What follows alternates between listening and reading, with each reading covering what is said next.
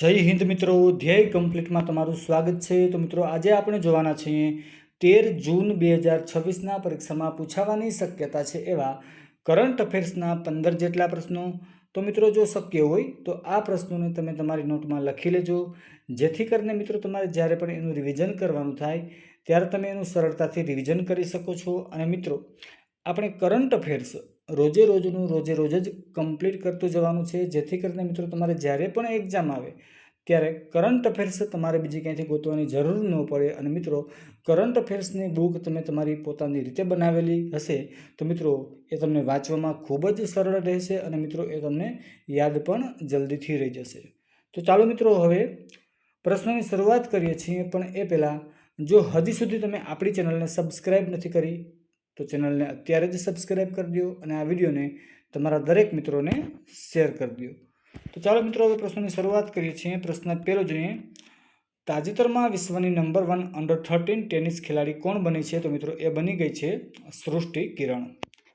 પ્રશ્ન બીજો જોઈએ, તાજેતરમાં ગુજરાતમાં કઈ જગ્યાએ નમો ઇન્ડસ્ટ્રીયલ સ્કિલ્સ ટ્રેનિંગ ઇન્સ્ટિટ્યૂટનો પ્રારંભ કરવામાં આવ્યો છે? તો મિત્રો એ છે મહેસાણા જિલ્લામાં, અને મિત્રો મહેસાણામાં પણ કઈ જગ્યાએ? તો કે વડનગરમાં। પ્રશ્ન ત્રીજો જોઈએ, 21 જૂનના રોજ આંતરરાષ્ટ્રીય યોગ દિવસની મુખ્ય રાષ્ટ્રીય કાર્યક્રમની ઉજવણી ક્યાં થશે? તો મિત્રો એ થવાની છે કોલકાતામાં। પ્રશ્ન ચોથો જોઈએ, તાજેતરમાં કયા રાજ્યની સરકાર દ્વારા ગ્રામીણ વિસ્તારોમાં હાઈસ્પીડ ઇન્ટરનેટ પહોંચાડવા અને ડિજિટલ ક્રાંતિ લાવવા માટે પ્રોજેક્ટ ગંગા લોન્ચ કરવામાં આવ્યો છે? તો મિત્રો એ છે ઉત્તર પ્રદેશ। પ્રશ્ન પાંચમો જોઈએ, ઉજ્જૈનના કયા એઆઈ આધારિત પ્રોજેક્ટને રાષ્ટ્રીય ઈ ગવર્નન્સ એવોર્ડ માટે પસંદ કરવામાં આવ્યો છે? તો મિત્રો એ છે ત્રિનેત્ર। પ્રશ્ન છઠ્ઠો જોઈએ, કેન્દ્રના ઉડ્ડયન અભિગમ હેઠળ ઇઝી કનેક્ટ ફ્લાઇટ્સ મોડેલમાં જોડાનાર ભારતનું પ્રથમ શહેર કયું બન્યું છે? તો મિત્રો એ બની ગયું છે ઉત્તર પ્રદેશનું વારાણસી। સોરી મિત્રો। પ્રશ્ન સાતમો જોઈએ, તાજેતરમાં કેન્દ્ર સરકાર દ્વારા કયા ટાપુ પર રૂપિયા 13,000 કરોડના ખર્ચે નવા એરપોર્ટ પ્રોજેક્ટને મંજૂરી આપવામાં આવી છે? તો મિત્રો એ છે ગ્રેટ નિકોબાર ટાપુ। પ્રશ્ન આઠમો જોઈએ, ભારતના ઓનલાઈન ટ્રેડિંગ પ્લેટફોર્મ કોલસા વિનિમય સ્થાપવા માટે કયા નિયમો જાહેર કરવામાં આવ્યા છે? તો મિત્રો એ છે કોલસા વિનિમય નિયમો 2026।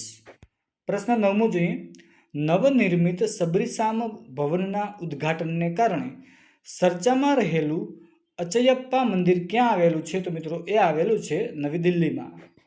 મિત્રો 10મો પ્રશ્ન જોઈએ, મનરેગાના સ્થાને કઈ યોજના શરૂ કરવામાં આવી છે? તો મિત્રો એ છે વિકસિત ભારત રોજગાર અને આજીવિકા ગેરંટી મિશન। પ્રશ્ન 11મો જોઈએ, સેપલિંગ ડાયલોગ 2026નું આયોજન ભારતના કયા રાજ્યમાં થયું હતું?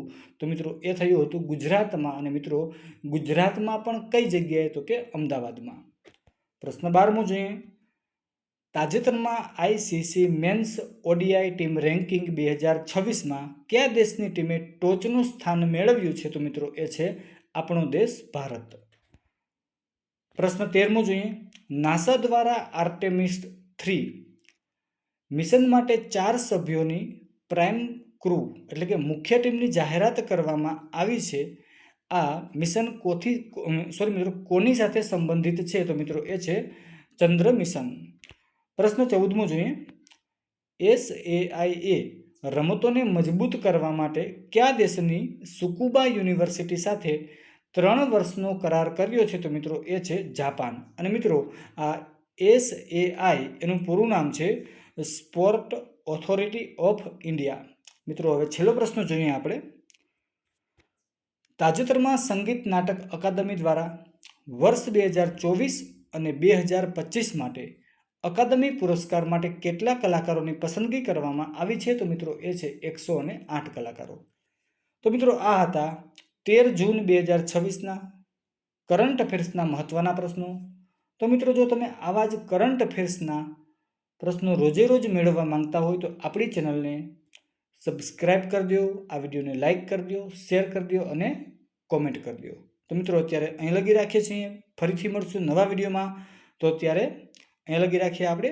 જય હિન્દ, જય ભારત, થેન્ક યુ।